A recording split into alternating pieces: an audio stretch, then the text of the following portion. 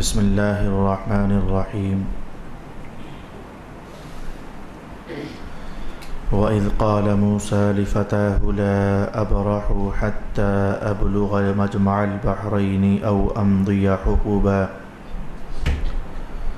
فَلَمَّا بَلَغَا مَجْمَعَ بَيْنِهِمَا نَسِيَا حُوتَهُمَا فَاتَّخَذَ سَبِيلَهُ فِي الْبَحْرِ سَرَبًا فَلَمَّا جَاوَزَا قَالَ لِفَتَاهُ آتِنَا غَدَاءَنَا لَقَدْ لَقِينَا مِنْ سَفَرِنَا هَذَا نَصَبًا قَالَ أَرَأَيْتَ إِذْ أَوَيْنَا إِلَى الصَّخْرَةِ فَإِنِّي نَسِيتُ الْحُوتَ وَمَا أَنْسَانِيهُ إِلَّا الشَّيْطَانُ أَنْ أَذْكُرَهُ وَاتَّخَذَ سَبِيلَهُ فِي الْبَحْرِ عَجَبًا قال ذلك ما كنا نبغي فارتدا على آثارهما قصصا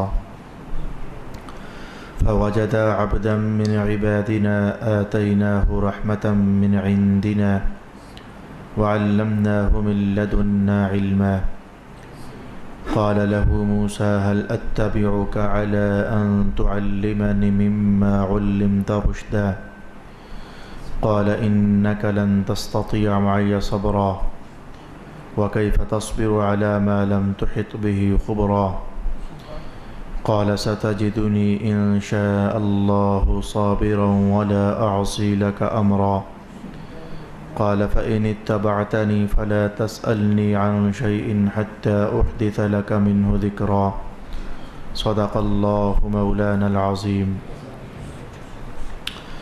الصلاة والسلام عليك يا سيدي يا رسول الله الصلاة والسلام عليك يا سيدي يا حبيب الله الصلاة والسلام عليك يا سيدي يا شفيع المذنبين وعلى آلك وأصحابك يا سيدي يا رحمة للعالمين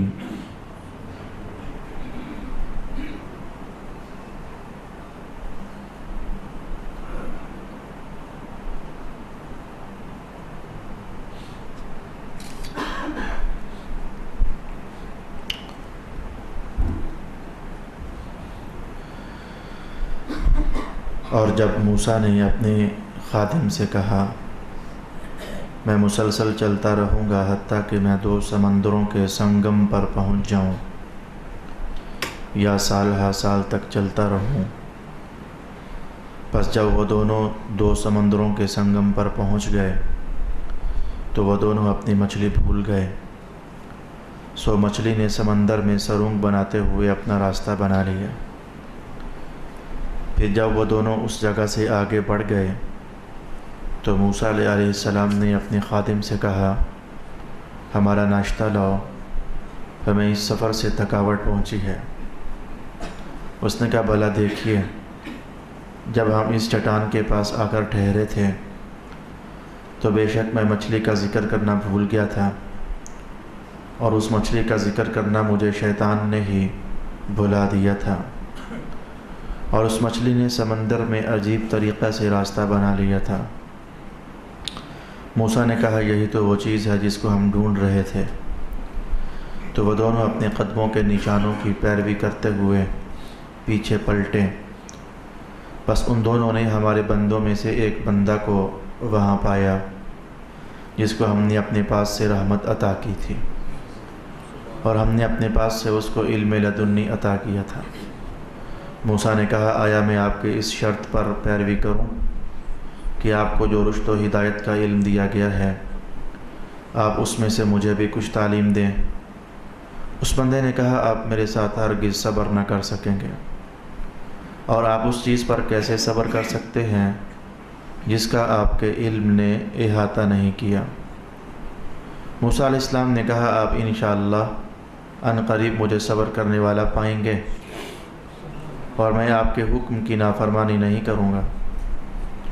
اس بندے نے کہا بس اگر تم میری پیروی کر رہے ہو تو مجھ سے کسی چیز کے متعلق اس وقت تک سوال نہ کرنا جب تک کہ میں خود اس کا تم سے ذکر نہ کر دوں۔ صدق اللہ مولانا العظیم۔ اللہ رب العالمین نے قرآن حکیم کے اس مقام پر حضرت موسیٰ علیہ السلام اور حضرت خضر علیہ السلام کا واقعہ اپنے ہی الفاظ میں دلکش رنگ میں ارشاد فرمایا ہے۔ گزشتہ نشست میں نے آپ کی خدمت میں یہ بات بیان کی، حضرت موسیٰ علیہ السلام، حضرت خضر علیہ السلام اور حضرت یوشع ابن نون، ان تین پیغمبران کے بارے میں نے چند معلوماتی جملے آپ کی خدمت میں بیان کیے تھے۔ آج جب کہ ہم اس واقعہ کی طرف بڑھنا چاہ رہے ہیں، میں چاہوں گا کہ ترتیب ذرا آپ کو بیان کر دوں۔ پہلے ایسا ہوگا کہ حدیث شریف کی روشنی میں آپ کی خدمت میں اول سے لے کر آخر تک وہ سارا حوالہ پیش کروں گا جو رسول پاک علیہ السلام نے ارشاد فرمایا۔ اس کے بعد اگر آج کے نشست میں ہمارے پاس وقت باقی رہا تو پھر قرآن حکیم کی ان آیات طیبات کا ترجمہ بھی ہم سیکھ لینے کا اہتمام کریں گے، جس میں اس واقعہ کی طرف تفصیل کے ساتھ اشارہ کیا گیا۔ نمبر 3 پر اگر آج کی نشست میں ہوا تو آج، وگرنہ اگلی نشست میں اس پورے واقعہ سے کیا نتائج مستنبط ہوتے ہیں، کیا کچھ سیکھا جا سکتا ہے، عملی زندگی میں کیا رہنمائی لی جا سکتی ہے، ان نتائج اور ان استنباطات اور استدلالات کو انشاءاللہ نمبر 3 پر ہم سیکھنے کا اہتمام کریں گے۔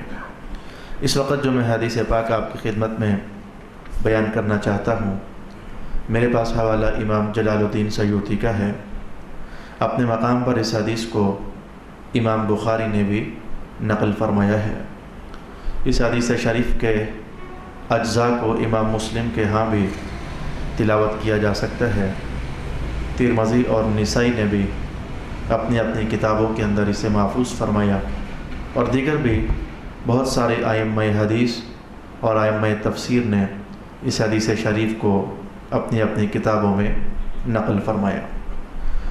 اس حدیث کے راوی ہیں حضرت ابن عباس رضی اللہ تعالی عنہ۔ واقعہ کچھ ایسا ہوا کہ حضرت سعید ابن جبیر رضی اللہ تعالی عنہ حضرت ابن عباس کے پاس آئے اور آ کر کہنے لگے کہ ایک صاحب میرے ساتھ اختلاف کر رہے ہیں۔ ان کا خیال ہے کہ حضرت خضر کو جو صاحب ملے تھے وہ یہ موسیٰ نہیں تھے جو موسیٰ پیغمبر علیہ السلام ہے، بلکہ یہ کوئی اور موسیٰ ہے۔ میں کہتا ہوں کہ نہیں، جس موسیٰ کو پیغمبر کہا جاتا ہے وہی موسیٰ علیہ السلام ہے جن کی ملاقات ہوئی خضر کے ساتھ۔ آپ ہمیں کیا ٹائم دیں گے؟ میں آپ سے سیکھنا چاہتا ہوں کہ اس سلسلے میں رسول پاک علیہ السلام نے کیا ارشاد فرمایا ہے۔ ابن عباس رضی اللہ تعالی عنہ فرمانے لگے، ہاں میں ضرور تمہیں اس بات کو سمجھانے کے لیے ٹائم دوں گا۔ وقت طے پا گیا۔ سعید ابن جبیر آج جب حاضر ہوئے تو سلام کرنے کے بعد اس جملے سے آغاز کیا، کہنے لگے کہ اے ابن عباس، اللہ تعالیٰ مجھے آپ پر قربان کر دے کہ آپ نے مجھے وقت دے دیا ہے علم سکھانے کے لیے۔ صحابہ کے ہاں اس طرح کے عزت بھرے جملے بہت سارے سننے کو ملتے ہیں، اس طرح کے عزت بھرے انداز بہت سارے سننے کو اور پڑھنے کو مل جاتے ہیں، جس سے علم لیا جاتا صحابہ اسے عزت دیتے، احترام دیتے۔ ایسا بھی ہوا کہ صبح سے لے کر ظہر تک ایک صحابی دوسرے صحابی کے دروازے پر بیٹھے رہتے ہیں، اور جب ظہر کی نماز کے لیے وہ گھر والے صحابی نماز پڑھنے باہر نکلتے ہیں تو انہوں نے دیکھا اور دیکھ کر کہا کہ ہو آپ نے مجھے بتایا نہیں میں آیا ہوا ہوں۔ کہا علم سیکھنے جو آیا ہوں، جب آپ کی مرضی ہوگی اپنی مرضی سے آپ باہر نکلیں، مجھے اچھا نہ لگا کہ میں آپ کا دروازہ کھٹکھٹا دوں۔ خیر، صحابہ کے آپس میں محبت کے انداز، عزت افزائی کے انداز آج کی نشست میں ہمارا عنوان نہیں ہے۔ ابن عباس رضی اللہ تعالی عنہ نے ارشاد فرمایا کہ میں نے سنا کہ رسول پاک علیہ السلام ارشاد فرما رہے تھے۔ حضور پاک علیہ السلام نے حضرت موسیٰ علیہ السلام کا وہ واقعہ ان الفاظ مقدسہ میں ارشاد فرمایا۔ موسیٰ علیہ السلام نے سب لوگوں کو اکٹھا کیا، بنی اسرائیل کو، اور ان کے ہاں خوب واعظ ارشاد فرمایا۔ بخاری کے جس متن سے میں اس وقت تلاوت کر رہا ہوں اس میں یہ الفاظ نہیں، وہ الفاظ دیگر ائمہ حدیث نے نقل فرمائی کہ آپ مثلا ابن جریر طبری کے ہاں وہ الفاظ پڑھے جا سکتے ہیں۔ حضرت موسیٰ علیہ السلام نے بنی اسرائیل کو بہت ساری نعمتیں یاد کروائیں کہ دیکھو وہ دن یاد ہیں جب فرعون تم پر ظلم کیا کرتا تھا، پھر وہ بات بھی یاد کرو، میں اللہ کا رسول بن کر تمہارے یہاں گیا، پھر وہ بات بھی یاد کرو، میں خفیہ کیسے تمہیں اللہ کا پیغام سنایا کرتا تھا، پھر وہ بات بھی یاد کرو کہ اللہ کا حکم آ گیا کہ اب ہم ان کو آزاد کرنا چاہتے ہیں فرعون کے مظالم سے، پھر وہ بات بھی یاد کرو، اللہ تعالیٰ نے مجھے وعدہ دیا تمہارے نام کہ اگر موسیٰ کی پیروی کرو گے تو میں تمہیں قوم کا امام بنا دوں گا۔ پھر اللہ پاک نے یہ بھی وعدہ کیا یہی زمین ہے جہاں آج فرعون اور فرعونی پھرتے ہیں، آنے والا کل دیکھے گا کہ یہ زمینیں اللہ تعالیٰ موسیٰ کے ماننے والوں کو عطا فرما دے گا۔ پھر وہ تمہارے بیٹوں کو ذبح کر دیا کرتا تھا، اللہ پاک نے تمہیں وہاں سے محفوظ کر لیا۔ سمندر میں اور دریا میں ڈوبنے کا موقع آیا تو اللہ نے تمہیں وہاں سے بچا لیا۔ تمہاری نظروں کے سامنے تمہارا دشمن ڈبو دیا۔ آپ یہ نشانیاں اللہ کی عطائیں یاد کراتے چلے جا رہے تھے۔ بہت سارے حوالہ جات آپ نے اور بھی ارشاد فرمائے۔ سلسلہ کچھ یہاں تک پہنچا کہ رسول پاک علیہ السلام نے ارشاد فرمایا کہ لوگوں کی آنکھوں میں آنسو آ گئے اور ان کا دل درد میں ڈوب گیا کہ ہمارے رب نے ہمارے ساتھ اتنا کرم کیا، ہمیں کہاں کہاں سے بچایا، کہاں کہاں سے نوازا۔ یہ وعظ کا سلسلہ جب ختم ہوا تو موسیٰ علیہ السلام اپنے گھر کی طرف جب بڑھنے لگے تو چاہنے والے تو ہر ایک کو اللہ تعالیٰ عطا فرما ہی دیتا ہے۔ ہمارے دور میں تو ہم دیکھتے ہیں کہ جو اچھے ہیں انہیں بھی کچھ چاہنے والے مل ہی جاتے ہیں، جو برے لوگ ہوتے ہیں ان کے بھی تو 2-4 چاہنے والے ہو ہی جاتے ہیں۔ تو موسیٰ علیہ السلام جب گھر کی طرف بڑھے تو سارے چاہنے والے تھے، نبیوں کے جو غلام ہوتے ہیں وہ سارے چاہنے والے ہوتے ہیں، لیکن ایک شخص آگے بڑھا اور آ کر کہا سبحان اللہ، آپ نے بڑا علمی خطبہ ارشاد فرمایا، تو کیا آپ بتائیں گے کہ آپ سے بڑا کوئی عالم ہو سکتا ہے؟ آپ سے بڑھ کر بھی کسی کے پاس کیا علم ہے؟ آپ نے اتنی باتیں آج ارشاد فرمائی ہیں خطبے میں، تو آپ سے بڑھ کر بھی کسی کے پاس علم ہے؟ موسیٰ علیہ السلام اس خیال میں تھے، اور وہ خیال غلط بھی نہیں تھا، اس خیال میں تھے کہ اس وقت میں اللہ کا نبی ہوں، تو اللہ کے نبی کے ہاں ظاہرہ کہ اللہ نے سب سے زیادہ علم اسے ہی عطا فرمایا ہوتا ہے۔ رسول پاک علیہ السلام نے فرمایا کہ موسیٰ علیہ السلام کہہ بیٹھے کہ ہاں اس وقت تو اس روئے زمین پر سب سے بڑا عالم تو میں ہوں، سب سے زیادہ علم اس وقت میرے پاس ہے۔ حضور فرماتے ہیں کہ اللہ پاک نے اس پر عطاب فرمایا اور عطاب فرما کر موسیٰ علیہ السلام کو بتایا کہ نہیں، آپ سے بڑا بھی کوئی عالم ہے۔ اب میں رک کر کے 2-3 جملے میری مجبوری ہے جو آپ کو بیان کرنا چاہوں گا۔ عطاب کوئی اور شے ہوتی ہے، عقاب کوئی اور شے ہوتی ہے، اور عذاب یہ کوئی اور شے ہوتی ہے۔ عذاب دشمنوں کے لیے ہوتا ہے، تو جو لفظ عطاب ہے یہ ایک ایسا، میں اس کو کن الفاظ میں آپ کے سامنے بیان کروں، یہ ایک ایسی محبت کا انداز ہوتا ہے جس میں جلال کی ایک نرم سی لہر ہوتی ہے۔ بس اس کو آپ یوں ہی سمجھیے، اس سے زیادہ میں محتاط الفاظ اس نشست میں میرے ذہن میں حاضر نہیں ہو سکے۔ یہ محبت کا ایک ایسا انداز ہوتا ہے کہ جس میں جلال کی ایک نرم سی لہر ہوتی ہے۔ شاید آپ کو یہ نہ سمجھ آ رہا ہو کہ یہ کیا بات ہے کہ محبت اور اس میں جلال کی لہر۔ میں آپ کو آپ کے گھروں کی مثال دینا چاہوں گا۔ آپ کا چھوٹا بیٹا ہے یا آپ کی چھوٹی بیٹی یا آپ کے خاندان کا کوئی چھوٹا بچہ کوئی شرارت کرے، آپ کو اس کی شرارت پر پیار آ رہا ہوتا ہے، لیکن ساتھ یہ بھی خیال گزرتا ہے یہ کہیں آوارہ ہی نہ ہو جائے، کہیں اس کی عادت ہی نہ بن جائے، یا کہیں اس بات پر پکا ہی نہ ہو جائے۔ آپ اس کو دھمکنا بھی چاہتے ہیں، ڈرانا بھی چاہتے ہیں، لیکن ساتھ محبت ہے کہ وہ اندر سے روکتی ہے، نہیں مارنا نہیں ہے، نہیں زیادہ زور سے ڈانٹنا نہیں ہے۔ اب آپ لبوں پر ایک نرم سی مسکراہٹ ڈال کر لہجے کو گرم کر کے تو کچھ ایسا سا انداز نہیں کرتے ہو اب ٹپ بس کچھ اتنا سا، اس سے زیادہ نہیں۔ اب وہ بچہ ڈر بھی جاتا ہے، اور جب وہ ڈر کر بھاگتا ہے پیچھے آپ کھڑے ہو کر مسکرانے لگ جاتے ہو، دیکھا نا ڈر گیا نا، نکا بھاگ گیا نا۔ تو جیسے یہ آپ نے گھروں میں اپنے بچوں کے ساتھ کیا، ہلکا سا لہجہ محبت کے جوش میں گرمی کی لہر ڈال کر کے جو آپ نے کیا، تو اللہ پاک نے بس اپنی شانوں کے ساتھ، دیکھو موسیٰ کہہ گئے کہ میں بڑا عالم ہوں، حالانکہ میں بڑا عالم ہوں، اللہ رب العالمین نے عطاب فرمایا، اور عطاب کا معنی یہی تھا کہ محبت تھی، غفور محبت تھا، لیکن وہ ایک جلال کا نرم سی لہر ڈھل کر کے حضور فرماتے ہیں اللہ نے عطاب فرمایا۔ عطاب کا معنی یہی ہوتا ہے کہ یعنی انہیں کہنا چاہیے تھا کہ میں بڑا عالم ہوں، بس اتنی سی بات تھی کہ علم کی نسبت اللہ کی طرف کرنی تھی اور کر دی موسیٰ علیہ السلام نے اپنی طرف، اور انہوں نے کوئی آمدن کوئی گناہ کیا، کسی شے کا ارتکاب کیا، کوئی ایسی بات نہیں تھی، بس درجہ ادھر سے بھی ٹھیک تھا اور درجہ ادھر سے بھی ٹھیک تھا کہ وہ ایسے نہیں کہنا تھا کہ میں سب سے بڑا عالم ہوں، یوں کہنا تھا کہ اللہ جو ہے وہ سب سے بڑا عالم ہے۔ اب اللہ رب العالمین نے عطاب فرمایا تو میں نے کہا کہ رک کر کے ایک اور میں اشارہ آپ سے کہنا چاہوں گا، یہ کوئی اظہار ناراضگی نہیں تھا، اگر اظہار ناراضگی ہوتا تو اللہ تعالیٰ یوں ارشاد فرماتا کہ دیکھو آپ سب سے بڑے عالم نہیں ہیں، میں سب سے بڑا عالم ہوں، بات کچھ ایسی ہو جاتی۔ مولا کائنات نے جب نفی کی کہ سب سے بڑے عالم آپ نہیں ہیں، اس کے بعد اپنا حوالہ تو ارشاد ہی نہیں کیا، میں کہ میرا اور بندہ بھی ہے، ادھر توجہ کو پھیر دیا، ہمارا ایک اور بندہ بھی ہے جس کے پاس جو علم ہے، اے موسیٰ آپ کے پاس وہ علم تو نہیں ہے۔ حضرت موسیٰ علیہ السلام فوراً سنبھلے اور سنبھل کر کے، چونکہ ایک نبی ہے اور علم کی طلب ہے، جستجو ہے، اللہ رب العالمین نے اس کائنات میں جو راز سربستہ کیے ہوئے ہیں تو اس تک رسائی کا ایک دل کے اندر ایک طلب ہے، تو آپ نے کہا مولا کائنات وہ جو تیرا وہ بندہ ہے تو مجھے اس سے ملنے کا شوق پیدا ہوا تو ملنا چاہتا ہوں، تو کیا میری ملاقات ہو سکتی ہے؟ رب کائنات نے کہا ملاقات ہو سکتی ہے، تو کیا میں اسے کچھ سیکھ سکتا ہوں؟ اور میں سیکھ سکتے ہو، تو مولا مجھے کہاں ملاقات ہوگی؟ رب کائنات نے اس موقع پر ارشاد کیا کہ مجمع البحرین پر ملاقات ہوگی۔ یہ لفظ مجمع البحرین میں نے پچھلی نشست میں بھی آپ کی خدمت میں بیان کیا تھا کہ دو پانیوں کے ملنے کی جگہ کو بھی مجمع البحرین کہتے ہیں، اور اگر اس سے معنوی اشارہ لیا جائے تو ائمہ تفسیر نے بہر کا ارشاد کیا ہے کہ ادھر خضر علم کے سمندر تھے اور ادھر موسیٰ علیہ السلام بھی تو علم کے سمندر تھے، تو یہ مجمع البحرین یعنی دو علموں کے سمندر کا ایک جگہ پر ملاپ ہونے والا ہے، تو مجمع البحرین کے علاقے میں آپ کی ان سے ملاقات ہو سکتی ہے۔ تو موسیٰ علیہ السلام نے کہا کہ اے میرے اللہ تعالیٰ مجھے کیسے معلوم ہوگا کہ مجمع البحرین کون سی جگہ ہے؟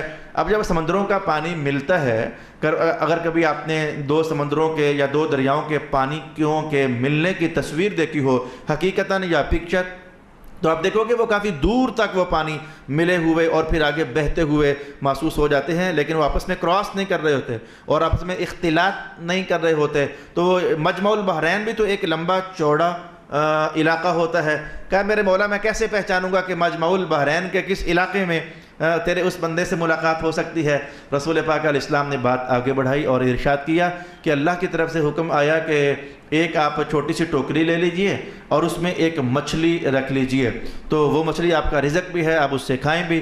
تو چلتے چلتے چلتے چلتے چلتے جہاں وہ مچھلی دوبارہ زندہ کر دی جائے اور وہ زندہ ہونے کے بعد پانی میں چھلانگ مار کر تو غائب ہو جائے، بس اس جگہ کا نام ہوگا مجمع البحرین، ہمارا وہ بندہ آپ کو وہاں میسر ہوگا۔ یہ ساری کہانی رسول پاک علیہ السلام نے خود ارشاد فرمائی۔ حیرت ناک بات یہ ٹھہری کہ موسیٰ علیہ السلام نے سفر تو شروع کر دیا اور ایک اب میں نہیں بتا سکتا کہ کتنے کو کلو بھر کی مچھلی، بہر یہ تھا کہ یہ 4 دن سفر طے ہوا اور ایک قول کے مطابق 40 دن یہ سفر طے ہوا۔ میں کہتا ہوں چلو 4 دن ہی سفر طے ہوا صحیح، مصر سے لے کر یا مقام 30 سے لے کر تو مجمع البحرین تک، یا 40 دن کا قول میرے پاس موجود ہے اور یا پھر یہ 4 دن کا قول میرے پاس موجود ہے۔ چلو 40 کی بات نہیں کرتے، بہت بڑی بات ہے، 4 دن تو یقیناً ہیں ہی ہیں۔ یہ سفر طے ہوا 4 دن، تو 4 دن میں اسی مچھلی سے موسیٰ علیہ السلام غذا حاصل کرتے رہے اور حضرت یوشع بن نون 4 دنوں تک اسی مچھلی ہی سے کھاتے رہے۔ تو وہ مچھلی پھر اب یہ 4 دن کا قول میں نے اس لیے یہیں پر آپ کو سنا دیا۔ اندازہ کیا جا سکتا ہے کہ 2 بندے 4 دن ایک مچھلی کا گوشت کھائیں اور اس کا ایک پہلو ہی بمشکل ختم ہو سکے اور مچھلی باقی پھر بھی رہے، جو چل بھی سکتی ہو، بھاگ بھی سکتی ہو، پانی میں اتر بھی سکتی ہو، تو پھر اندازہ کیا جا سکتا ہے کہ وہ مچھلی تقریباً کتنی کوگی ہوگی۔ ہمارا ذہن شاید اس بات کی طرف لپکتا ہے، یہ حدیث نہیں ہے، یہ کوئی روایت نہیں ہے جو میں کہنے والا ہوں، ذہن کچھ ادھر لپکتا ہے، یہی کوئی 8-10 کلو کی مچھلی ہوگی، یہی کوئی 8-10 کلو کی مچھلی ہوگی جو ٹوکرے کے اندر رکھی بھی جا سکے اور اس کو 3-4 دن تک کھایا بھی جا سکے۔ اللہ کا کرنا ایسا ہوا کہ یہ سفر شروع ہو گیا۔ موسیٰ علیہ السلام نے فرمایا کہ یوشع جوان دھیان رکھنا، تیری ڈیوٹی صرف اتنی ہے، اور کچھ نہ بتایا۔ یوشع ابن نون کو موسیٰ علیہ السلام نے اور کچھ نہ بتایا، میں کہاں جا رہا ہوں، میرا مقصد کیا ہے، کس کو ملنا ہے، کس کو تلاش، اور کچھ نہ کہا۔ نوجوان تیری ڈیوٹی صرف اتنی ہے، جب اس ٹوکری سے مچھلی مار کر چھلانگ سمندر میں چلی جائے، بس تو نے مجھے بتا دینا ہے کہ جناب یہ ہے وہ جگہ جہاں مچھلی اب ہماری ٹوکری میں نہیں رہی ہے، سمندر میں چلی گئی ہے، تیری ڈیوٹی بس اتنی ہی ہے۔ لیکن اللہ رب العالمین کو کچھ اور مقصود تھا۔ سفر طے کرنے کے بعد آج دن کا کچھ حصہ باقی رہ گیا، تو رسول پاک علیہ السلام نے فرمایا کہ ایک چٹان پر موسیٰ علیہ السلام نے قیام فرمایا، یوشع ابن نون بھی ساتھ قیام پذیر ہوئے، آرام ہوا۔ موسیٰ علیہ السلام سو رہے تھے اور یوشع ابن نون جاگ رہے تھے، کیونکہ ڈیوٹی تھی کہ مچھلی کا خیال رکھنا ہے پورا۔ تو آپ کی نظروں کے سامنے ایسا ہوا کہ مچھلی نے چھلانگ ماری، اور چھلانگ مار کر کے بھئی جب مچھلی کاٹی جاتی ہے، پانی سے نکال لی جاتی ہے، مر جاتی ہے۔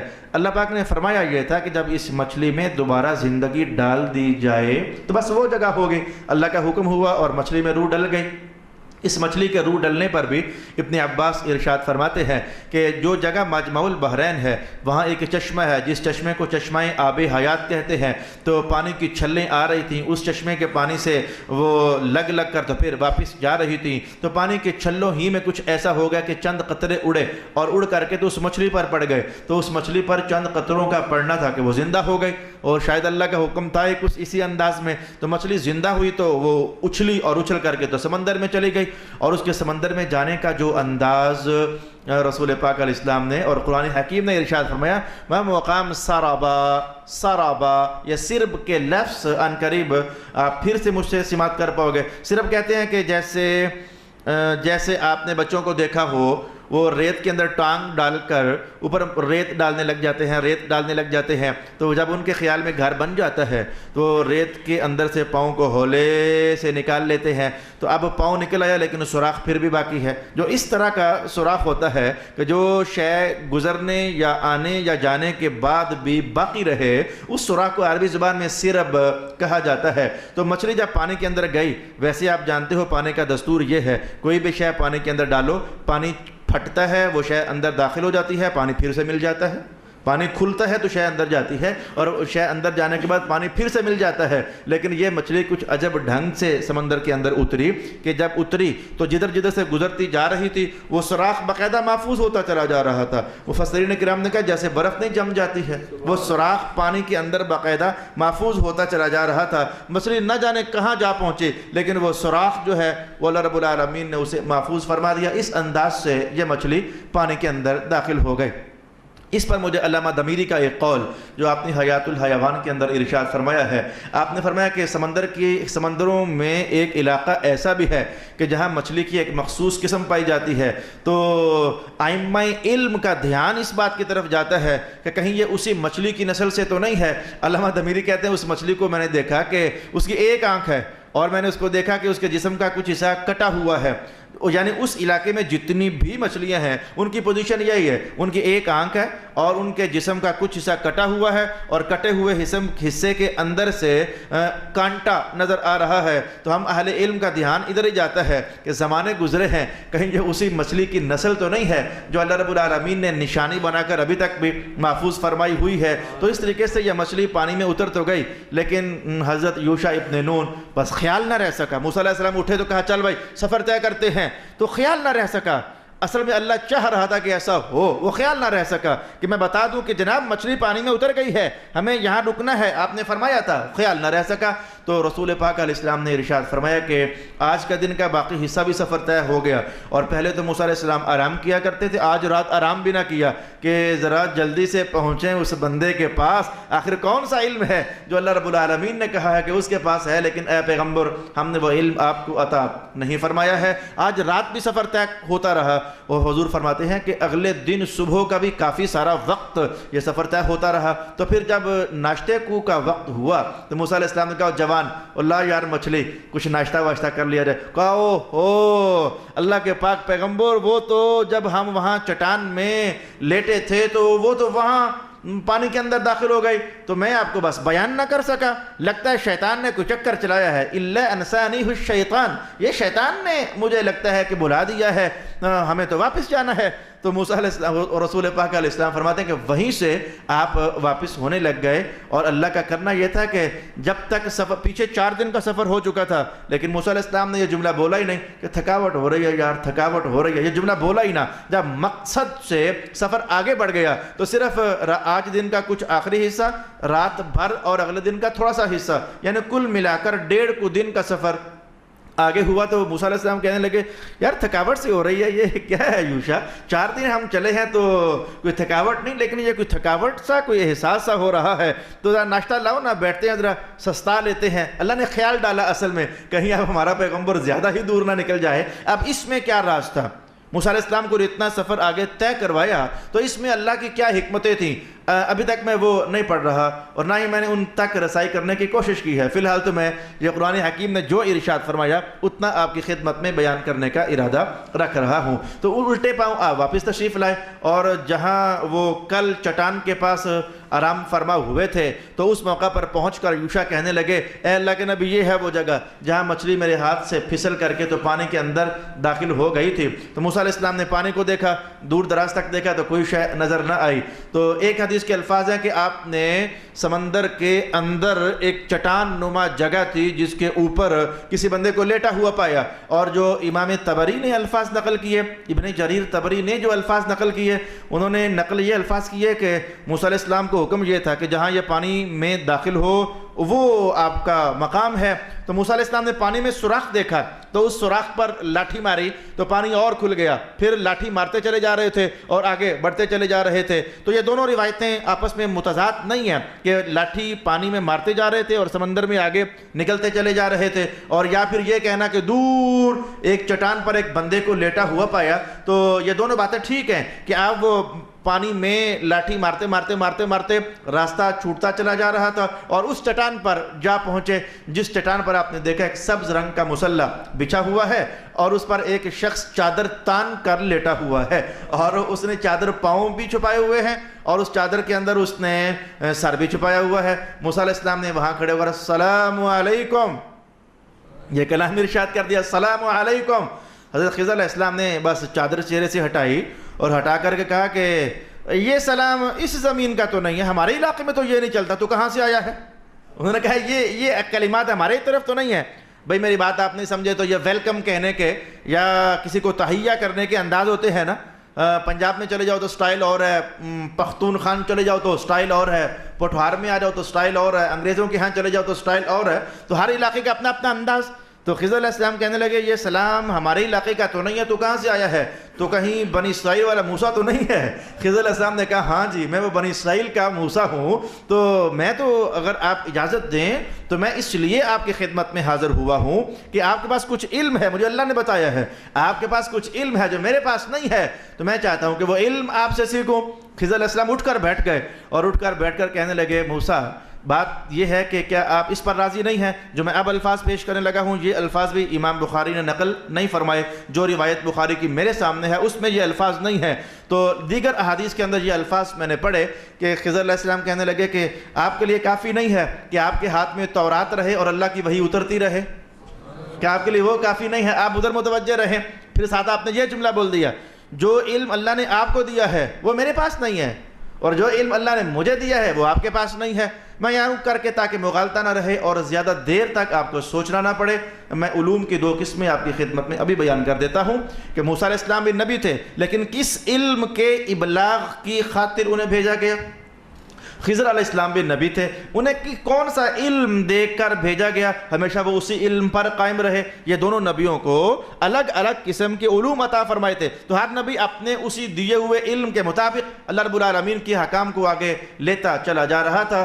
موسیٰ علیہ السلام کو وہی علم عطا ہوا جو تمام انبیاء کو عطا ہوا، یعنی علم شریعت، ایمان باللہ اور فرشتوں پر ایمان اور تمام نبیوں پر ایمان، جو کتابیں آ چکی ہیں ان کتابوں پر ایمان، قیامت والے دن اٹھنے پر ایمان، یہ ایمانیات تھے، اور ساتھ کچھ عمل اپنے کردار کو ڈیولپ کرنا، جسے ہم شریعت کہتے ہیں۔ مثال کے لیے آپ یہی سمجھو جیسے ہمارا اسلام ہے تو اس میں جیسے جو کچھ ہے تو موسیٰ علیہ السلام کے امت کے لیے اسی حساب سے آپ کی کتاب میں جو علم بنتا تھا عبادت کا، ریاضت کا، معاملات کا، تو موسیٰ علیہ السلام اس علم ظاہر کو لے کر تشریف فرما ہوئے تھے، اور حضرت خضر علیہ السلام کو اللہ پاک نے علم تکوینی کی دولت سے نوازا ہوا تھا۔ یہ میں اسے علم باطن نہیں کہتا، علم باطن کوئی اور اشارہ ہے، یہ علم تکوینی کی دولت سے اللہ پاک نے آپ کو نوازا تھا۔ اور علم تکوینی کیا ہوتا ہے؟ یہ تکوین، کون، کائنات، میں نے ایک دم سے آپ کو جلدی سے معنی تک پہنچانا چاہا۔ تکوین، کون، کائن، کائنات، کن فیکون، وہ جو یہ سارے الفاظ ہیں، یہ کائنات کے اندر جو باقی امور ہو رہے ہیں، میں ابھی آپ کی توجہ لے جانا چاہوں گا۔ کون سے باقی امور؟ ہاں جی، یہ باقی امور، زلزلہ آ جائے، 10 منزل بلڈنگ گر جائے، 100 بندے ہوں اس کے اندر، 90 مر جائیں، اور جو سب سے اوپر والی بلڈنگ میں ننھا سا بچہ وہ نہ مرے، یہ خبریں ہم نے سنی، وہ بچہ نہ مرے، یہ بچہ نہیں مرا، باقی سارے مر گئے، بلڈنگ بھی گری ہے، وہ بچہ نہیں مرا، یہ بچہ کیوں نہیں مرا؟ اصل میں کسی کی ڈیوٹی تھی، اسے مرنے دینا نہیں۔ اسے کہتے ہیں علم تکوینی۔ کائنات میں جو ہو رہا ہے اچھا یا برا، آپ نے دیکھا کہ اچانک ایک بندہ گرا اور کوئی ایکسیڈنٹ بہت بڑا نہیں ہوا، گرا اور گر کر کے مر گیا، آپ سوچتے ہی رہ گئے نہیں اسے تو ابھی نہیں مرنا چاہیے تھا، کبھی اس وجہ سے بھی کبھی کوئی مرا ہے۔ تو جاننا چاہیے کہ جو یہ معاملہ اندر کھاتے ہو گیا، اچانک کسی کا پاؤں سلپ ہوا نرم سا اور گر گیا، گر کر مر گیا، تو یہ علم تکوینی ہے جس میں لوگوں کی موتوں کی باتیں ہوتی ہیں، کس نے کب مرنا ہے، کہاں مرنا ہے، یہ علم تکوین ہے۔ جس نے پیدا ہونا ہے، کہاں پیدا ہونا ہے، یہ علم تکوین ہے۔ یا پھر آپ اسے یوں لے لیجئے کہ میری موت مثلاً مندرہ میں ہے اور میں آج یہاں پھر رہا ہوں، تو کسی کی ڈیوٹی ہے کہ اسے کوئی کام ڈال ادھر تاکہ یہ مندرہ پہنچے۔ یہ حدیث پاک کے الفاظ ہیں، جس بندے نے جہاں مرنا ہوتا ہے تو اللہ تعالیٰ اسے وہاں کوئی نہ کوئی کام پڑوا دیتا ہے، بندہ اس کام کے چکر میں وہاں جا پہنچتا ہے۔ تو یہ مجھے جس نے کوئی کام مجھے ڈال دیا، خیال ڈال دیا کہ تیرا وہ کام آج مندرہ ہے، میں وہاں پہنچا، وہاں جا کر مر گیا، یہ جو کام ڈالنے والا تھا یہ علم تکوین ہے۔ اس کا اشارہ حدیث پاک میں آپ کے سامنے یوں کہنا چاہوں گا کہ رسول پاک علیہ السلام نے ارشاد فرمایا کہ کچھ بندگان خدا ایسے ہیں جنہیں اللہ تعالیٰ نے لوگوں کی مدد کرنے کے لیے متعین فرمایا ہوا ہے، وہ نظر نہیں آتے، دکھتے نہیں، لیکن ہوتے ادھر کہیں ہیں۔ اس کا اشارہ کس حدیث کے ذریعے میں کہنے والا ہوں؟ ارشاد ہوا کہ اگر تم میں سے کبھی کوئی شخص کسی ویران جگہ میں پریشان ہو جائے، آزمائش کا شکار ہو جائے، تو اگر وہ یہ کہہ دے عباد اللہ اعینونی، اے اللہ کے بندو کہاں ہو میری مدد کرو، تو جو اللہ کے بندے اس کام پر متعین ہوتے ہیں، وہ جہاں کہیں بھی ہوں، تو اللہ کو اگر مقصود تھا کہ بھئی ان کی مدد ہو جائے تو آئیں بائیں دائیں کہیں نہ کہیں سے وہ مدد بن کر کے تو آ جاتے ہیں، بندے کی مدد کر دیتے ہیں۔ اب آپ میرا خیال ہے کہ میں نے 4 طریقے سے آپ کو بتانا چاہا کہ علم تکوینی کیا ہوتا ہے، جس میں کسی کے مرنے کی بات ہوتی ہے، کسی کی مدد کرنے کی بات ہوتی ہے، کسی کے گرنے کی بات ہوتی ہے، کسی کے ٹوٹنے کی بات ہوتی ہے، یا پھر آپ یوں سمجھیے کہ جیسے ہندوؤں کا گھر تھا ہمارے پاکستان میں، تو زمانے سے وہ تھا اور آج میں نے اسے خرید کر کے جب اس کی ڈیولپمنٹ کرنے کے لیے میں نے بنیادیں اس کی کھودی، اندر سے دیگ نکل آئی۔ بھئی آج سے پہلے کسی نے کیوں نہ کھودا، آج سے پہلے یہ دیگ کیوں نہ نکلی، آج سے پہلے یہ کیوں گرایا نہ گیا، یہ میرے ہی خریدنے کے بعد کیوں گرایا گیا؟ یہ اس کا تعلق علم تکوین کے ساتھ ہے کہ کوئی تھا جس نے خیال آنے ہی نہ دیا اور یہ دل میں سوچ آنے ہی نہ دی کہ مکان بک جائے، اسے بنایا جائے، اسے دوبارہ تعمیر کیا جائے، کیونکہ میرے سامنے قرآن کا حوالہ موجود ہے کہ علم تکوین کے اندر یہ باتیں بھی ہوتی ہیں کہ چھپے ہوئے خزانے جن کے ہیں انہی تک پہنچائے جائیں، یا جن کا مقدر اللہ نے رکھا ہوا ہے تو ان تک پہنچا دیا جائے، وہ کوئی اور بندہ وہاں تک رسائی حاصل نہیں کر سکتا۔ جو اس طرح کے عنوانات ہوتے ہیں، جو اس طرح کے معاملات ہوتے ہیں، اسے علم تکوین کہتے ہیں۔ یا آپ یوں کہہ لیجئے کئی بار ایسا ہوا، یہ جملے میں نے پبلک کی زبان سے سنے، ایکسیڈنٹ ہو گیا تو گاڑی تھوڑی بہت ٹوٹ پھوٹ کا شکار ہو گئی۔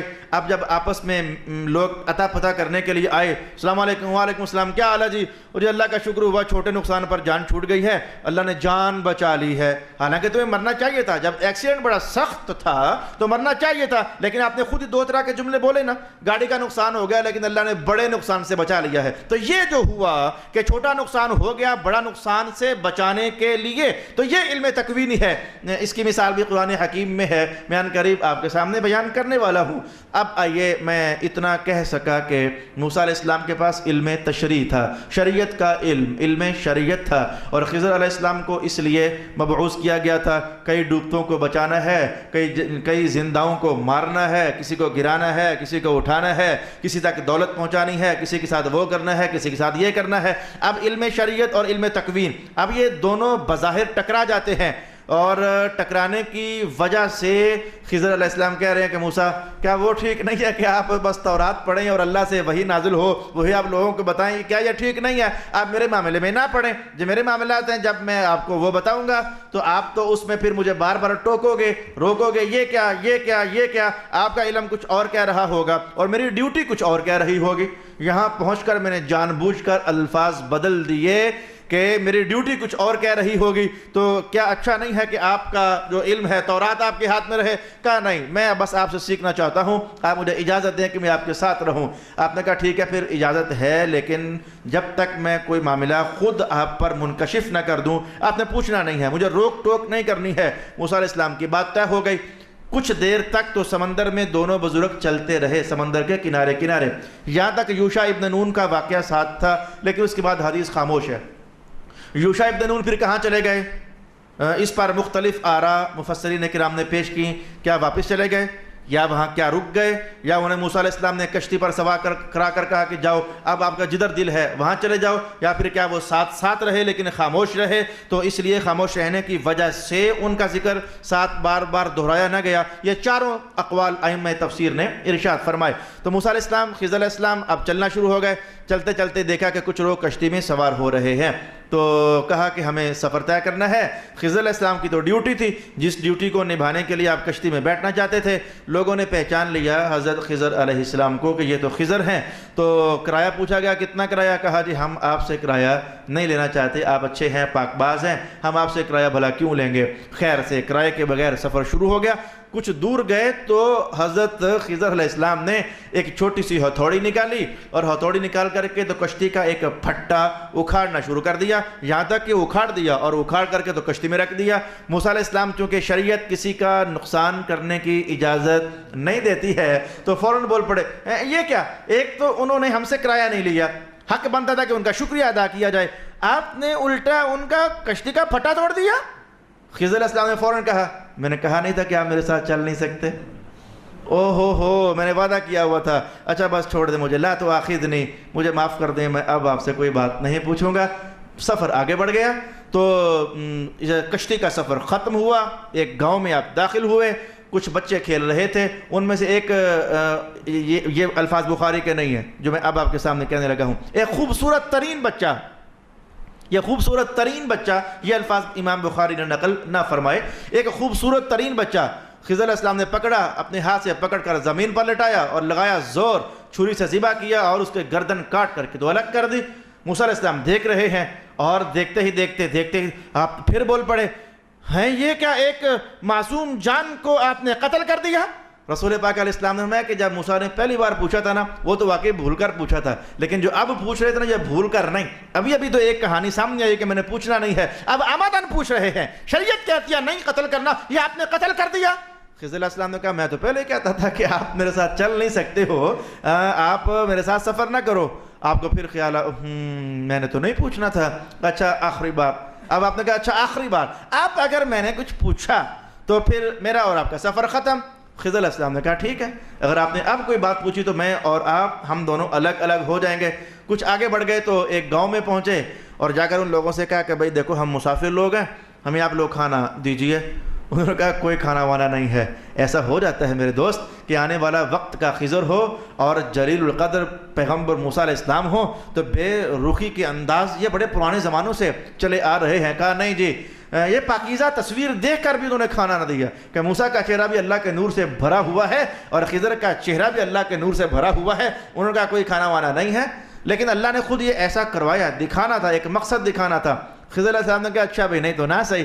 باہر نکلنے لگے بستی سے تو ایک دیوار کو دیکھا، وہ ذرا ٹیڑھی ہوئی تھی جیسے کہ بس ان قریب ہوا کا بلا آئے گا اور یہ گر جائے گی. تو آپ نے اس دیوار کو سیدھا کر دیا. اچھا سیدھا یوں نہ کیا کہ بھئی آپ وہ تنگاری لے کر، وہ کرنڈی لے کر، تیسی لے کر تو اینٹوں کو اتار. بس میں نے جو حدیث کے الفاظ پڑھے، آپ نے ہاتھ کا ذرا اشارہ کیا، جیسے ہم کوئی اشارہ کریں شے کو ٹیک دینے کے لیے، ہاتھ کا اشارہ کیا تو وہ دیوار سیدھی ہو گئی. اصل میں موسیٰ علیہ السلام کو جو بتانا مقصود تھا اتنا ہی تھا. حضور پاک علیہ السلام نے اتنا ہی حوالہ دیا، ہاتھ کو اٹھایا اور اٹھا کر کے تو وہ دیوار کو سیدھا کر دیا.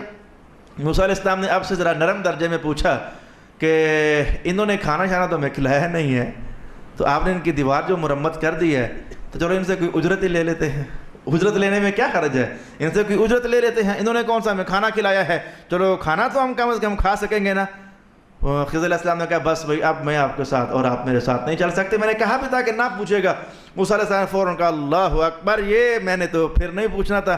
کہا اچھا ٹھیک ہے، نہیں چلتے ہمارا سفر آگے، لیکن آپ کیا راز بتانا چاہو گے کہ یہ پھر کیا تھا، یہ سارا کچھ یہ پھر کیا تھا؟ وہ کشتی کا پھٹا توڑ دینا اور پھر یہ بچہ قتل کر دینا اور یہ دیوار کا ٹھیک کر دینا. رسول پاک علیہ السلام اس موقع پر پہنچ کر بڑے محظوظ ہوئے.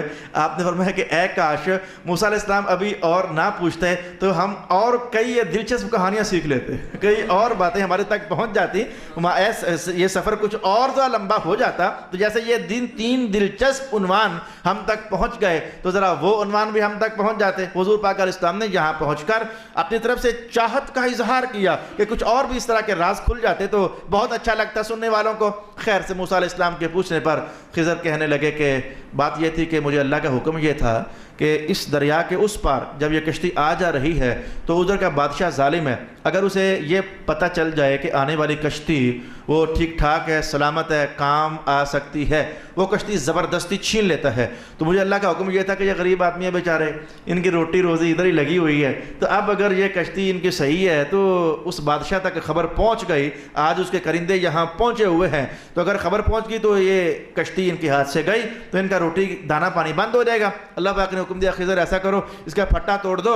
پھٹا توڑنے کے بعد جوڑا جا سکتا ہے، لیکن اگر کشتی گئی تو پھر تو یہ بیچارے پریشان ہو جائیں گے. تو میں نے اس لیے پھٹا توڑ دیا تھا. اب جب اس کرندوں نے دیکھا کہ ادھر یہ تو کشتی صحیح نہیں ہے، وہ چھوڑ کر کے تو آگے چلے گئے. اصل میں اس کا رزق بچانا تھا. یہ تکوینی امر، کسی کا رزق بچانے کے لیے تھوڑا نقصان کر کے زیادہ بچا لینا. میں نے پہلے آپ کو اشارہ کیا، تھوڑے نقصان پر گزارا چلوا دینا، بڑے نقصان سے بچا لینا، یہ علم تکوین ہے. اور یہ ہم جیسے بندوں کو کہاں، یہ تو خاص انبیاء کی دنیا میں بھی اس طرح کے 4 یا 5 نبی ہوئے ہیں، 4 نبی یا 5 نبی جن کی ڈیوٹی یہ تھی کہ علم تکوین، اور ان 4-5 میں مصطفیٰ کریم صلی اللہ علیہ وآلہ وسلم بھی ہیں. آپ کو علم شریعت بھی عطا فرمایا گیا اور آپ کو علم تکوین بھی عطا فرمایا گیا. اگر رسول پاک علیہ السلام کے علم تکوین پر بات کی جائے تو احادیث شریف کے اندر صاف نہیں لیکن ڈھونڈنا پڑتا ہے کہ یہ مثال بھی علم تکوین کی ہے، یہ مثال بھی علم تکوین کی ہے، یہ مثال بھی علم تکوین کی ہے. تو یہ پہلا واقعہ آپ نے اس کا جواب ارشاد فرمایا اور فرمانے لگے کہ جہاں تک معاملہ اس بچے کا تھا جسے میں نے قتل کر دیا، تو اللہ پاک نے ہمیں فرمایا کہ اس کے جو والدین ہیں وہ نیک ہیں. تو یہ بچہ ہم جانتے ہیں اپنے علم سے جب جوان ہوگا تو یہ بڑا بدماش لڑکا کافر، اور اس نے اتنی بدماشی مچانی ہے کہ کہیں یہ اپنے والدین کو بھی ان غلط راہوں پر ڈال نہ دے زبردستی. اللہ پاک کو اس بات کا پتہ تھا تو ہمیں حکم ہوا کہ اس کو ابھی سے اڑا دیا جائے، اسے مار دیا جائے، کہیں یہ اپنے والدین کے لیے گمراہی کا سبب ہی نہ بن جائے، اس لیے ہم نے قتل کر دیا. رہی بات یہ کہ والدین کو صدمہ پہنچا تو اللہ تعالیٰ نے مجھے فرمایا تھا کہ ہم ان کو اور بچہ دے دیں گے، ہم ان کو اور بچہ دے دیں گے. باقی کچھ باتیں ایسی جو ہم تک نہ پہنچ سکیں، جو راز ہم آج تک نہ جان سکے، اگر اللہ نے اسے پیدا کر کے پھر اسے دیکھا کہ بدماش ہے تو پھر اس کو مار کر تو پھر اور جو دینا تھا تو اللہ اسے بھجواتا ہی نہ دنیا میں، تو ڈائریکٹ ہی وہ دے دیتا نا بچہ. یہ خیال انسان میں آتا ہے لیکن ہم مجبور ہیں، ہم کچھ نہیں سوچ سکتے، ہمارے بس میں کچھ بھی نہیں ہے کہ ہم اللہ کے ان معاملات کو دیکھیں. کئی لوگوں کے بچے اللہ پاک نے واپس لے لیے اور بدلے میں ان سے اچھے اور سونے دے دیے. اب ایسا کیوں ہوا؟ میں تو کئی بار یہ سوچتا ہوں کہ میں نے کچھ لوگوں کو آزمائش میں دیکھا، کوئی 6 مہینے آزمائش میں، کوئی سال آزمائش میں، اور ان کے لاکھوں روپے لگ گئے اپنے بچوں کے علاج پر، آخرکار اللہ نے بچہ مار دیا. تو میں سوچتا ہوں کہ اے میرے اللہ تعالیٰ، تو بچے کو اتنا زیادہ بیمار کیے بغیر بھی تو موت دے سکتا ہے. یہ ان کے لاکھوں لگوا دینے اور اس کے بعد ان کو سال ہاسپٹلز کے چکر لگوانے، پھر بچہ مارنا، اور تیرے راز تو ہی جاننے والا ہے. ایک حدیث ہے جو ان رازوں سے پردہ ہٹاتی ہے، میں لگے ہاتھوں نقد وہ حدیث آپ کے سامنے بیان کیے دوں گا.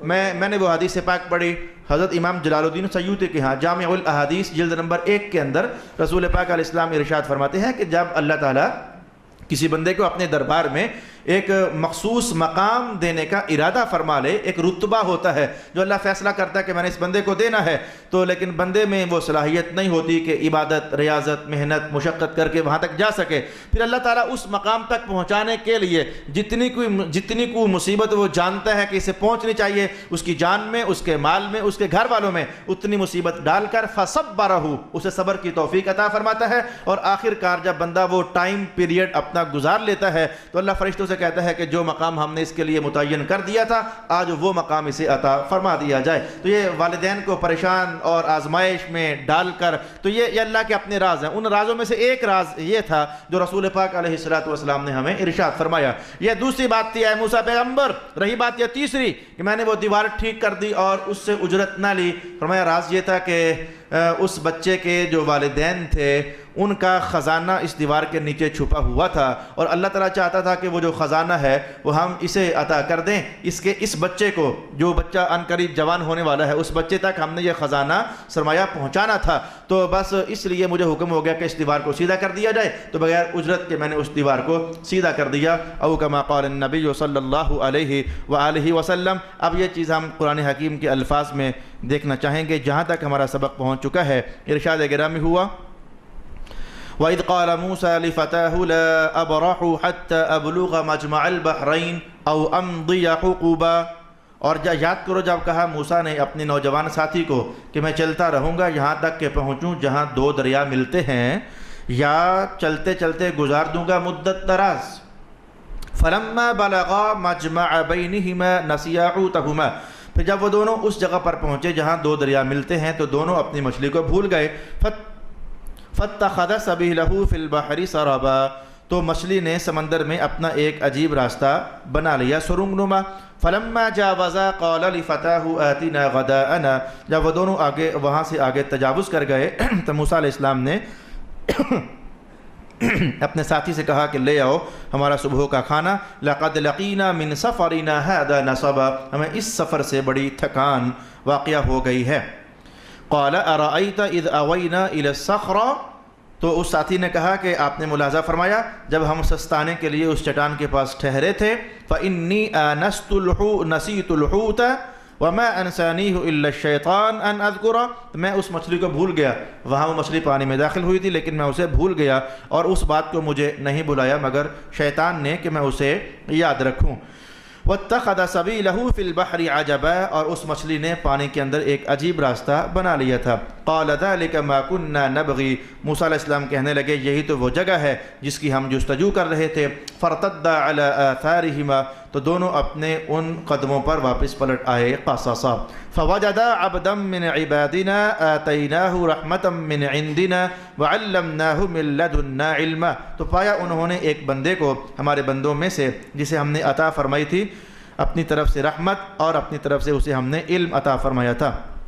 قال له موسیٰ هل اتبعك على ان تعلمني مما علمت رشدا۔ موسیٰ علیہ السلام کہنے لگے کیا میں آپ کی تابعداری کر سکتا ہوں اس علم پر، اس شرط پر کہ آپ سکھائیں مجھے اس علم میں سے جو کہ اللہ پاک نے آپ کو عطا فرمایا ہے۔ قال انك لن تستطيع معي صبرا۔ وہ بندہ کہنے لگا کہ آپ میرے ساتھ صبر کرنے کی ہمت نہیں پائیں گے۔ وَكَيْفَ تَصْبِرُ عَلَى مَا لَمْ تُحِطْ بِهِ خُبْرًا۔ تو پھر آپ کیسے صبر کر پائیں گے اس چیز پر جس کو آپ کا علم محیط نہیں ہے۔ قَالَ سَتَجِدُنِي إِن شَاءَ اللَّهُ صَابِرًا وَلَا أَعْصِي لَكَ أَمْرًا۔ موسیٰ کہنے لگے کہ عنقریب آپ انشاءاللہ مجھے صبر کرنے والا پائیں گے اور میں آپ کے کسی بات کی نافرمانی نہیں کروں گا۔ قَالَ فَإِنِ اتَّبَعْتَنِي فَلَا تَسْأَلْنِي عَنْ شَيْءٍ حَتَّى أُحْدِثَ لَكَ مِنْهُ ذِكْرًا۔ خضر علیہ السلام نے کہا اگر آپ میری تابعداری کرو گے تو مجھ سے کچھ نہ پوچھنا یہاں تک کہ میں آپ کو خود ہی بیان کر دوں۔ فَانْطَلَقَا حَتَّى إِذَا رَكِبَا فِي السَّفِينَةِ خَرَقَهَا۔ پھر وہ دونوں چل پڑے یہاں تک کہ وہ سوار ہو گئے کشتی میں، تو خضر علیہ السلام نے کشتی کو توڑ دیا۔ قَالَ أَخْرَقْتَهَا لِتُغْرِقَ أَهْلَهَا۔ آپ نے کشتی کو پھاڑ دیا تاکہ اس کے سواروں کو ڈبو دو۔ لَقَدْ جِئْتَ شَيْئًا إِمْرًا۔ آپ نے بڑا عجیب معاملہ کر دیا ہے۔ قَالَ أَلَمْ أَقُلْ إِنَّكَ لَن تَسْتَطِيعَ مَعِيَ صَبْرًا۔ کیا ہم نے کہا نہیں تھا کہ آپ ہمارے ساتھ طاقت نہیں رکھتے صبر کرنے کی۔ قال لا تؤاخذنی بما نسیت ولا ترہقنی من امری عسرا، تو موسیٰ علیہ السلام نے فرمایا کہ اب آپ مجھے گرفت نہ کرو مجھے میری بھول کی وجہ سے، اور نہ سختی کرو مجھ پر اس معاملہ میں بہت زیادہ۔ فانطلقا حتى اذا لقيا غلاما فقتله قال اقتلت نفسا زكية بغير نفس لقد جئت شيئا نكرا، دونوں آگے چل پڑے، جب وہ ملے ایک لڑکے کو تو اس نے اسے قتل کر ڈالا۔ موسیٰ جلال میں آ کر کہنے لگے کیا مار ڈالا آپ نے ایک معصوم جان کو کسی نفس کے بدلے کے بغیر؟ بے شک آپ نے ایسا کام کیا ہے جو بہت ہی نازیبا ہے۔ قال الم اقل لك انك لن تستطيع معي صبرا، میں نے کہا نہیں تھا کہ آپ ہمارے ساتھ چلنے پر صبر نہیں کر پائیں گے۔ فانطلقا حتى اذا اتيا اہل قریۃ استطعما اہلها، پھر وہ دونوں چل پڑے آگے، جب وہ آئے ایک گاؤں والوں کے پاس تو ان دونوں نے کھانا طلب کیا گاؤں والوں سے، تو گاؤں والوں نے کھانا دینے سے انکار کر دیا۔ فوجد فيها جدارا يريد ان ينقض فاقامه، تو ان دونوں نے ایک دیوار کو پایا جو کہ عنقریب گرنے والی تھی، تو خضر نے اس کو ٹھیک کر دیا۔ قال لو شئت لاتخذت علیہ اجرا، موسیٰ کہنے لگے اگر آپ چاہتے تو اس پر ان سے اجرت لے سکتے تھے۔ قال هذا فراق بینی وبینک سأنبئک بتأویل ما لم تستطع علیہ صبرا، بس یہ میری اور آپ کی جدائی ہے، میں آپ کو وہ ساری بات بتا دیتا ہوں جس کی آپ کو طاقت نہیں تھی صبر کرنے کی۔ اما السفینہ فكانت لمساكين يعملون في البحر فأردت أن أعيبها وكان وراءهم ملك يأخذ كل سفينة غصبا، جہاں تک کشتی کا معاملہ ہے وہ مسکین لوگوں اور غریب لوگوں کی تھی جو سمندر میں کام کاج محنت مزدوری کر کے اپنا پیٹ پالتے تھے، تو میں نے ارادہ کیا کہ اس کو عیب دار کر دوں، اور ان کے اس پار ایک بادشاہ تھا جو ہر کشتی کو غصباً اور جبراً لے لیا کرتا تھا۔ وَأَمَّا الْغُلَامُ فَكَانَ أَبَوَاهُ مُؤْمِنَيْنِ فَخَشِينَا أَن يُرْهِقَهُمَا طُغْيَانًا وَكُفْرًا، جہاں تک اس لڑکے کا معاملہ تھا تو اس کے والدین مومن تھے، پس ہمیں اندیشہ ہوا کہ اگر وہ زندہ رہا تو مجبور کر دے گا انہیں سرکشی اور کفر پر، پس ہم نے چاہا کہ بدلہ دے انہیں ان کا رب ایسا بیٹا جو بہتر ہو اس سے پاکیزگی میں ان پر زیادہ مہربان ہو۔ وَأَمَّا الْجِدَارُ فَكَانَ لِغُلَامَيْنِ يَتِيمَيْنِ فِي الْمَدِينَةِ وَكَانَ تَحْتَهُ كَنْزٌ لَهُمَا وَكَانَ أَبُوهُمَا صَالِحًا فَأَرَادَ رَبُّكَ أَنْ يَبْلُغَا أَشُدَّهُمَا وَيَسْتَخْرِجَا كَنْزَهُمَا رَحْمَةً مِّن رَّبِّكَ وَمَا فَعَلْتُهُ عَنْ أَمْرِي ذَلِكَ تَأْوِيلُ مَا لَمْ تَسْطِع عَلَيْهِ صَبْرًا، جہاں تک معاملہ اس دیوار کا ہے تو وہ شہر کے 2 یتیم بچوں کی تھی اور اس کے نیچے ان کا خزانہ تھا اور ان کا باپ بڑا نیک شخص تھا، پس آپ کے رب نے ارادہ فرمایا کہ وہ دونوں بچے اپنی جوانی کو پہنچیں اور نکال لیں اپنا دفینہ، اب ان کے رب کی خاص رحمت تھی اور میں نے اپنی مرضی سے یہ کام نہیں کیا، یہ حقیقت ہے ان امور کی جن کا آپ کو صبر نہیں تھا۔ ایک لمبا ترین رکوع ہم نے ترجمے کے ساتھ پورا تو کر لیا، اور اس سے پہلے اجمالاً میں نے حدیث پاک آپ کی خدمت میں بیان کر دی۔ انشاءاللہ العزیز اگلی نشست میں مجھے جہاں تک دستیاب ہو سکے آپ کی خدمت میں بیان کروں گا کہ اس پورے واقعہ سے ہم مسلمانوں کے لیے اپنی زندگی کو اجالنے کے لیے کیا کیا رہنمائیاں اور کیا کیا رشد و ہدایت کے اہتمامات ہو سکتے ہیں۔ اللہ تعالیٰ میرا اور آپ کا حامی و ناصر، وآخر دعوانا ان الحمد للہ رب العالمین۔